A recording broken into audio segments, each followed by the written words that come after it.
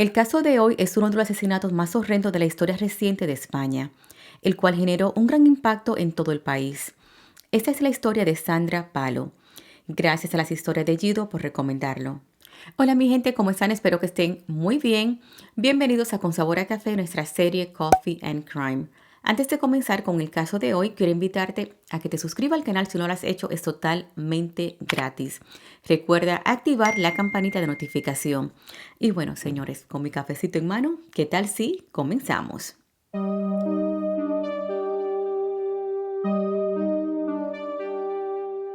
Sandra Palo Bermúdez nació el 22 de enero de 1981.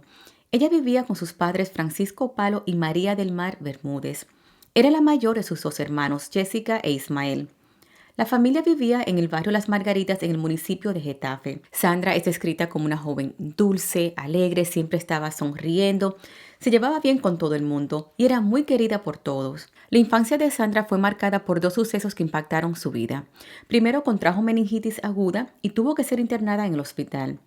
Posteriormente, a los 10 años de edad, sufrió un terrible accidente automovilístico, donde casi pierde la vida. Ella y su hermana iban en el carro con su padre cuando ocurrió el accidente. Ambas salieron volando por el cristal delantero, mientras que el padre salió ileso. Jessica, la hermana menor de Sandra, sufrió algunas lesiones pero no de gravedad. Sin embargo, Sandra sufrió un fuerte golpe en la frente, que le provocó un hundimiento en el cráneo y le dejó una cicatriz permanente en la ceja izquierda. El golpe la dejó con una leve discapacidad intelectual. Algunos medios indican que su mente no se desarrolló completamente, pero a pesar de sus limitaciones, ella continuó haciendo su vida normal. Sin embargo, debido a su discapacidad, algunas personas se burlaban de ella y fue víctima de bullying en el colegio. Sus padres incluso tuvieron que ir a hablar con los profesores porque ella llegaba a la casa triste y llorando. Luego de terminar de completar sus estudios sentía más aliviada, que no tenía que lidiar con las burlas, el bullying, y comenzó a asistir a un taller ocupacional en la zona norte de Madrid. Los jóvenes que asistían a ese taller tenían algún tipo de discapacidad. Allí Sandra se sentía cómoda, no era juzgada e hizo muchos amigos. En el taller conoció a su mejor amigo Juan Alberto y Antonio, quien luego se convirtió en su novio. Para el 16 de mayo del 2003, Sandra ya tenía 22 años y ese viernes se celebraba la fiesta de San Isidro.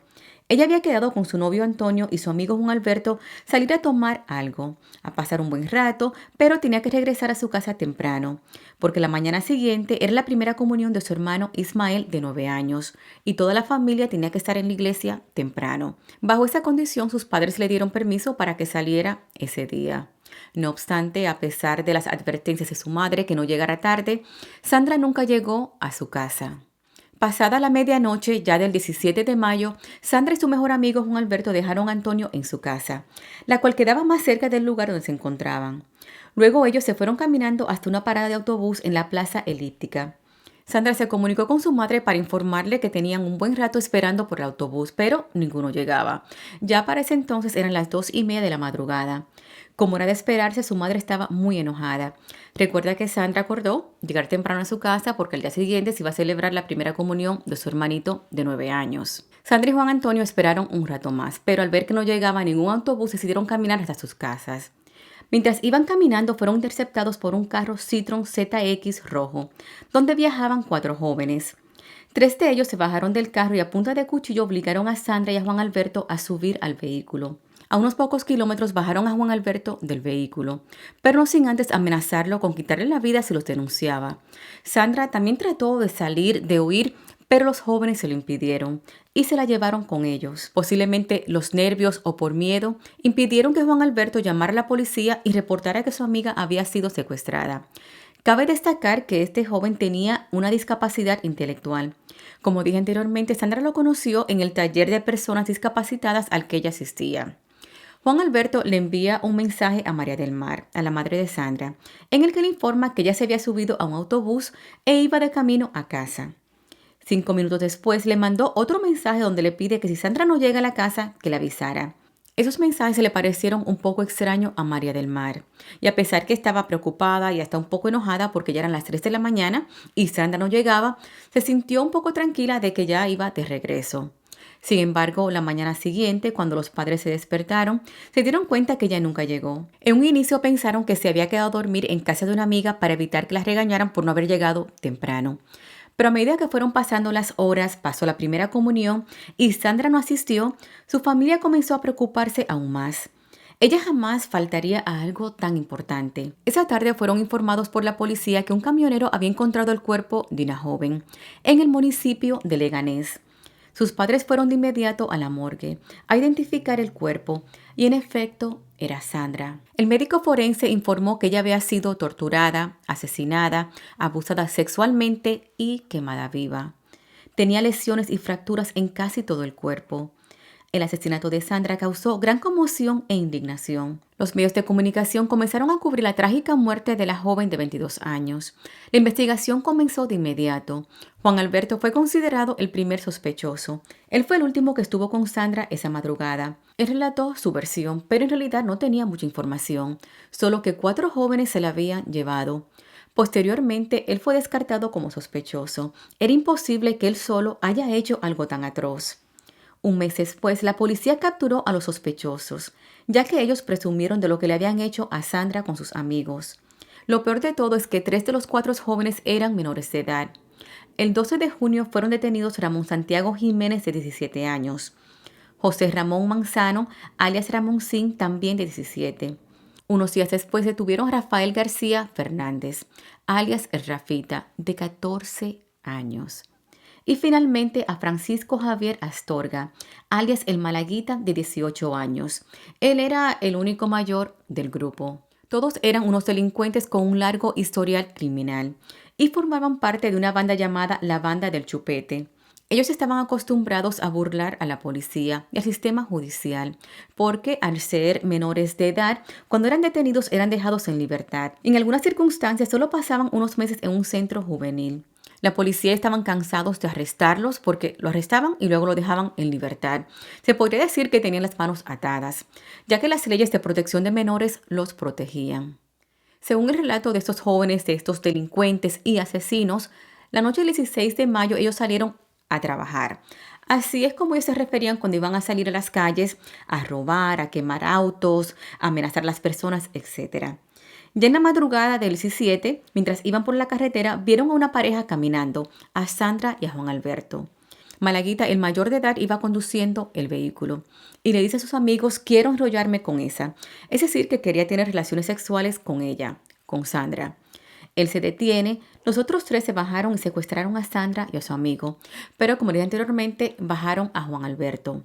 Se llevaron a Sandra hasta un terreno baldío frente a una fábrica en la carretera N401 de Toledo.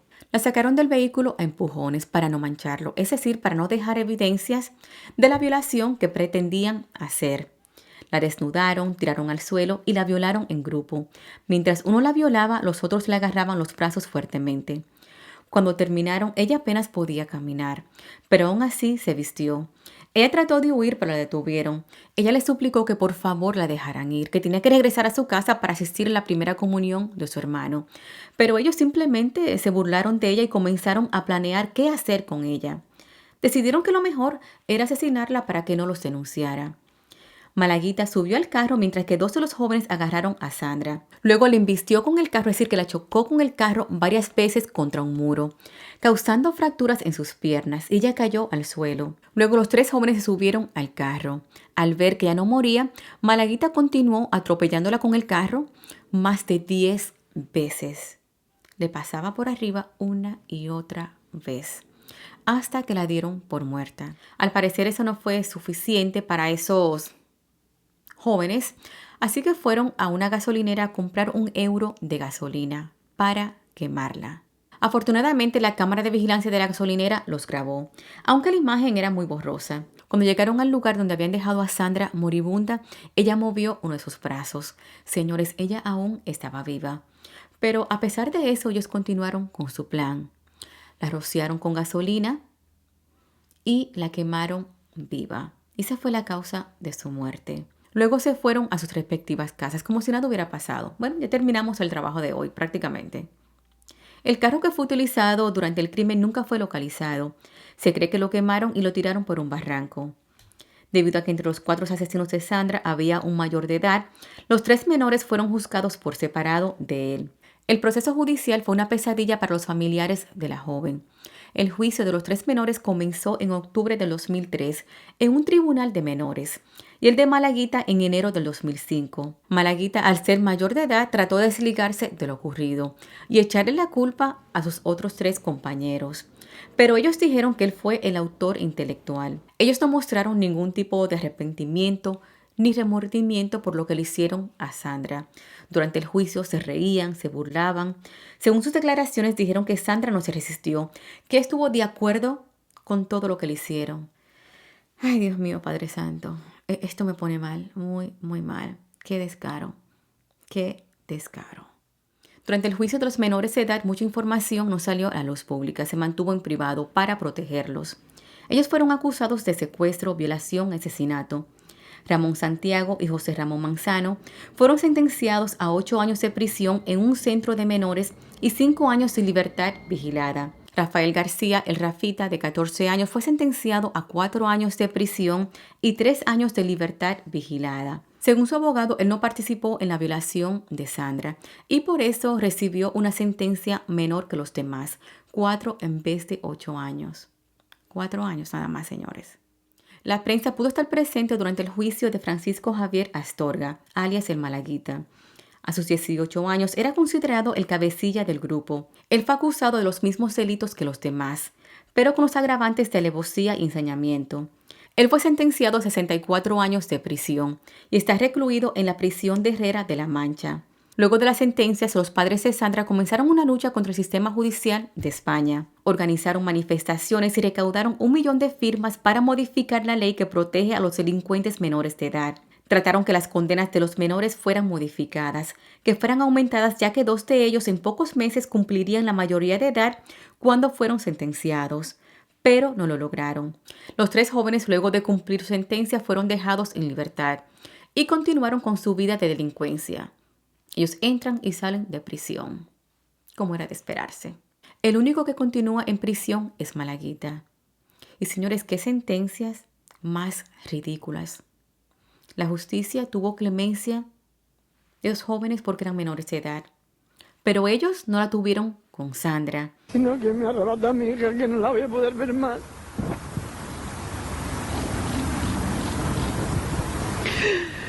Y las cosas que tengo que oír pues va a ser muy duro para mí.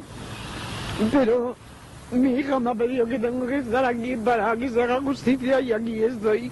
Y estaré los días que haga falta. Y los días que dure el juicio, evidentemente, y seguir esta lucha hasta el final. Voy a ser su mayor pesadilla, tanto para él como para los menores. Cada vez que investigo este tipo de casos donde están involucrados menores de edad o un menor de edad, me convenzo de que si ese menor de edad es un psicópata y puede asesinar a una persona, torturar a una persona de esa manera, no debería de estar en libertad. ¿Para qué? Para seguir cometiendo los mismos delitos. Porque muy pocos de ellos rehacen su vida o cambian su vida. Tenemos como ejemplo a esos que luego de salir de prisión continuaron haciendo lo mismo. Qué coraje e impotencia. Esto es increíble, increíble. Bueno, mientras es toda la información que tengo para compartir con ustedes de este horrendo caso. Déjenme saber su opinión al respecto aquí debajo en los comentarios.